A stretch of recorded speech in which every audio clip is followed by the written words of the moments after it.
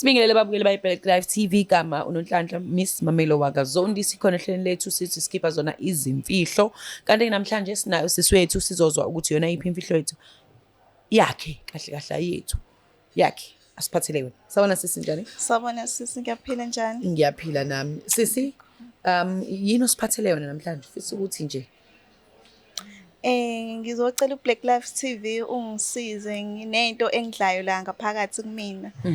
Engifuna ukuyiconfess, ne? Okusho ukuthi bengikwi relationship in the past few years.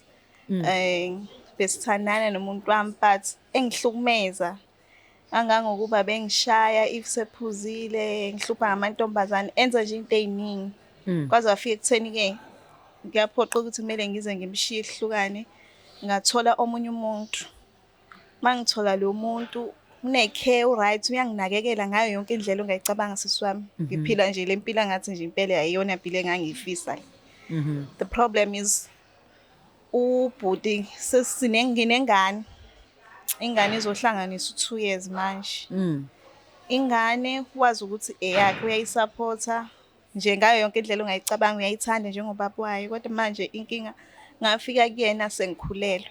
Ngino 2 months pregnant. Then ngase ngathi ingane eyakhe kanti ingane ya previous partner. lo bekuhlukumeza. Lo bengihlukumeza. So manje ngifuna ukuthi ngimconfessele lento le, ngimtshele because iyahlala iyangidla ngoba usupportive ngale ndlela angangokuba manje usekhuluma izinhlelo zokuthi ufuna ukuyovela ekhaya.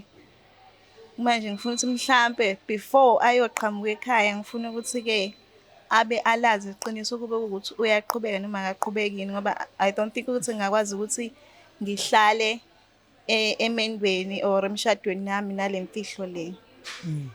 And ufike kuyena una 2 months. Yes, bengina 2 months pregnant. Ngaqamba manga ngathi ke ngine BP nje ukuze ngizobeletha early ngahlehlisa izinyanga.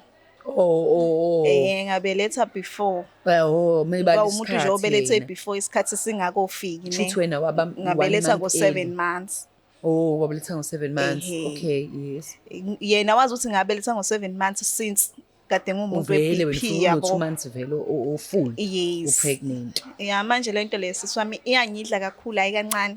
Yena akazi mhlambe abe nokusola ukuthi ingane yakhe akuyona yakhe. Akakazi abe nokusola, ngifuna uqamba manga because naloya angimtshelanga lutho. Angaze ngimtshele lutho. Kahle kahle shuthi nje bowu2 kumele bayazi lento but umuntu engifuna ukuthi aqala ayizwe indaba yami ilo enginaye njengoba seseyinhlelweni zokuthi ke ahamba ayovela ekhaya.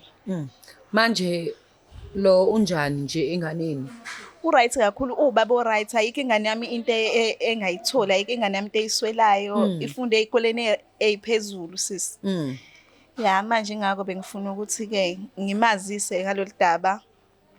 Manje ihangazi ngizomkhuluma kanjani naye because umuntu osensitive ngale ndlela akafuni ukuzwela.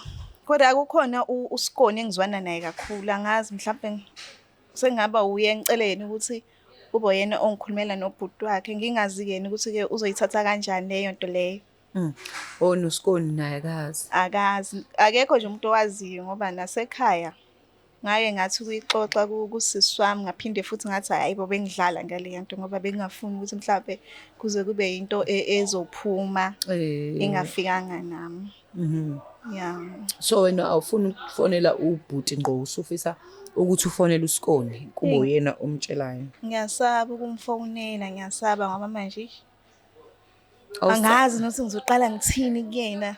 Mhlawumbe mengabe ezoyizwa ngosisi wakhe ngizozama ukuthi usisi wakhe ngimtshele ukuthi ngicela ukuthi angibizele yena bahlanganisa moya amtshele. Manje mina phela mangisuka la ngithi ngiyakuyena endlini. So yazi. So manje angazi mhlawumbe ngizomfica sesimeni esinjani. Nayi nengane lapha endlini. Nengane lana. Ngiyakuzwa mina. Yeah sis. So ufisa uSikoni nje ahlangane naye endaweni ethile. Yeah, uSikoni ahlangane naye amtshele ngoba phela bayazi vele ukuthi angithi sekuumuntu osezovela manje ekhaya.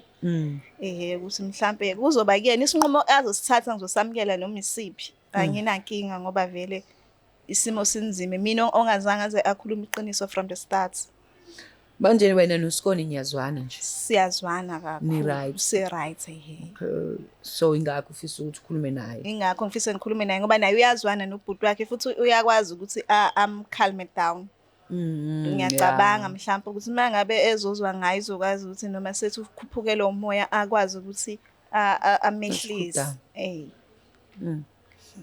So lo ingane ngoba phela kuye kuthiwa abanye bathi ingane ngiyithatha isithunzi, wena uyibuka ifana noba iyafana nabo bowu-2 ngoba phela njengoba mina ngazi ngiyababona ikhona kuba bowu-2 kodwa ikakhulukazi ifana nami. Umina bona abantu abaningi bathi ifana nami ngiyayibona ukuthi ifana nami kakhulu but ngiyayibona ukuthi ikhona laphaya.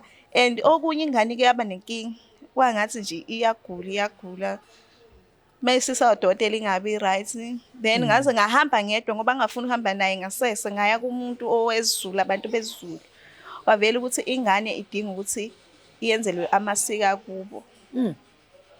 Manje yabo yonke leyo nto leyo ngibona ukuthi mhlawumbe ngelinye ilanga umntwana uzovela agule kakhulu kangangokuba mhlawumbe naye amthathe uzofika ngithi isangoma whatever sobe siye kuyona isingane ifuna ukwenzela isiko baze bamenzela isiko la ngala mhlawumbe noma beshise leyo mpepha or whatsoever. So angithandi ukuthi kuze kufike lapho because mhlawumbe ngangifakela inkinga enganini. Ingakho ngifuna ukuthi ingane khona kuzokwazi ukuthi ke eyakuphi. All right. Asimfonele uSikoniza noma uSikoni ke phela babe babamaxoki yabazi nawe.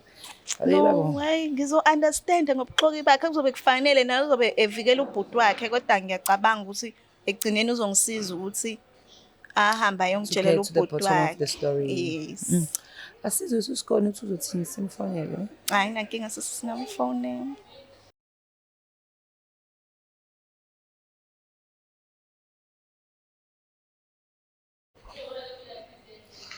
Hello? Sanibona sisinjani? Ngiyaphila njani sis? Sikhona. Ukhuluma noMamelo lana from iBlack Life TV. Sisohlelweni esithi khona sikhipha izimfihlo. So sinosisi la namhlanje ozivakashelile. Ofisa ukudlulisela imfihlo yakhe kuwena. Uthi uSikoni. Futhi intombi kaBhuti wakho ne? Yes. So ngoba angivumelekile umbalula uyambona kodwa. Imdalula igama lakhe. Oh yebo, ngiyambona. Okay. Cela ubambe kancane ke mama. Alright. Auntie uyaphila? Yebo ngiyaphila sisunjani? Ngiyaphila. Ngiyaphila nami. Ngoba sowuzwile ukuthi ka Black Life ukukhishwa imfihlo nginenkinga lana. Ulalela. Ngizocela ukuthi ungikhulumela nobhuti wakho bandla khona inkinga eyenzeka la. Umntwana lo wakini ngithi uyambona mntanami. Ngiyambona lokuqala. Kahle kahle umntwana akusiyena okwabhuti wakho Sikoni okwa ex engangithandana naye. Hawu, kodwa uthulele sonke lesikhathi. Bengisaba since wazi ubhuti wakhe indlela angiphethe ngayo nangendlela aphethe ngayo umntwana, so bengisaba ukuthi ngizolahlekelwa iyo yonke leyo. Waze wasifaka enkingeni Jesus ngizoqala ngaphi ke mina le ndaba sengichazela yena. Ngicela ubone sisi ingako ngikhetha ukufonela wena ngoba manje ngisabile ukuthi ke ngizothini kuyena ngendlela engimazi enothando ngayo. Ubenekhanda iqine kanjena hawe ma waze wasifaka enkingeni Jehova into engizoyithini ke mina le. Hayibo ngicela uzame nje ukuthi umehlise since wazi ukuthi phela angithi kufuneka azovela ekhaya ingako sengithe angiyikhulume lento ngingaze kufike ekutheni uze nize niyafika ekhaya ngizovela kube kunento engiyifihlile kanje. Noma ngabe yiphi decision azoyithatha ngizoyamukela kodwa nje bengicela ukuthi ungitshelele yena uzombizela mhlawumbe somewhere.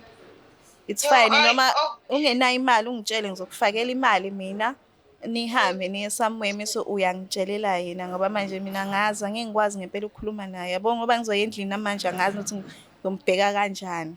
Okay sesingozama ukuthi ngikhulume naye imfihlo engaka kodwa bakithi ngicela ubhuti uzoba inkosi yamase ngimtshele indaba ngizozama ukukhulumela naye nawe kodwa ke wazi wasenza inkosi yami hawu ngicela ngixolele bandla ngicela ngixolele kakhulu. Hayi cha ngaze ngaphoxeka yazi bengayitshela ukuthi ungasuyenza into efana nale ngaze nje ngaphoxeka nkosi yami. Ngiyaxolisa auntie ngicela ungixolela bandla. Okay ngizozama ukukhulumela naye nokho ungazi ukuthi uzothini. Okay auntie ngiyabonga. All right. All right. Uzizwa unjani ukhulumile no-auntie or ingane ethi auntie? Ingane ethi auntie, so nami sengajwayele enganeni. Okay. Ya, kubuhlungu kodwa manje kuthiwa iqiniso libuhlungu kodwa liyamkhulula umuntu. Kodwa mhlambe nami ngizokhululeka. Uma sethi akasezi kuzovela. Kuzoba inkinga, kuzoba inkinga kodwa futhi ngoba nami bekusika into bekuyinto esisayikhulume mina naye bengingakayivezi nasekhaya. Kuzoba buhlungu, ngizozama ukuthi ngimncenge, ngizomchazela naye isimo uyasazi isimo se-relationship yami endlulile ukuthi bese kanjani. Mhlawumbe uzo-understanda ngoba sike sikhulume nje ngayo yabo. Mhlawumbe uzo-understanda ke, angazi sengozwa ngayo ukuthi umisa kanjani kodwa mina isinqumo nje noma isipho azosithatha ngizosamukela ngoba nami ngibe wrong ukuthula isikhathi esingaka. Hayi. Ngiyakuzwa mina. Ya kunjalo nje. Yeah, kodwa kunzima kodwa nawe Kunzima nje, kunzima kakhulu. Yabona manje nje ngoba ngizoya endlini angazi ukuthi ngizofika ngenze njani. Angazi, yes yena noma engazi kodwa manje ngoba sengize ngayikhuluma lento sekukhona nomuntu wasekhaya kuba oyaziyo. Sengizoba nje nalo guilty loyo. Sozoba mkhulu kakhulu nalo enginawo njengamanje. Alright, babukeli by Blacklight TV asihlangane ngokuzayo. Kulona ke uhlelo lethu sisho kamnandi sikhipha izimfihlo. Kanti ke please do not forget to subscribe ku YouTube channel lethu. Is the Blacklight TV?